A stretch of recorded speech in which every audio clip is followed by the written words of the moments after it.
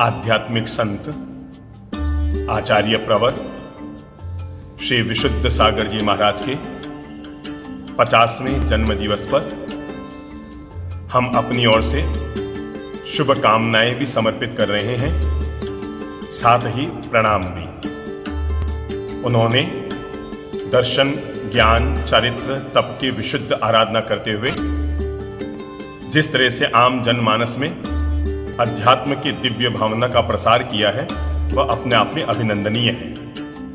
वे अपने दिव्य सत्संग और प्रवचनों के माध्यम से इस तरह अध्यात्म, धर्म और वैराग्य की पावन गंगा यमुना बहाते हैं कि उनके पावन संदेशों से प्रभावित होकर कई श्रद्धालुगण, कई मुमुक्षु आत्मन धर्म का जीवन स्वीकार करते हुए मुनि जीवन के दिव्य मार्ग पर प्रवेश करने का सौभाग्य प्राप्त कर लेते हैं। आचार्य श्री से हमारा भीलवाड़ा चातुर्मास में मिलन हुआ, जब उनके यहाँ एक साथ 8 दिगंबर दीक्षाएं संपन्न होने वाली थी। हम उस समारोह में गए थे और वहाँ के आध्यात्मिक वातावरण को देखकर हमें आनंद आया था। और उसके बाद जहाँ हमारा आजाद चौक के मैदान में प्रवचन माला थी, आचार्य प्रवर अपने संपूर्ण मुनि संघ के साथ वहाँ पर पधारे और पधार कर जैन धर्म की एकता का जो दिव्य परिचय उन्होंने दिया, वो भीलवाड़ा अपने इतिहास में कभी भी भूल नहीं सकता है। दिगंबर और श्वेतांबर समस्त जैन परंपरा को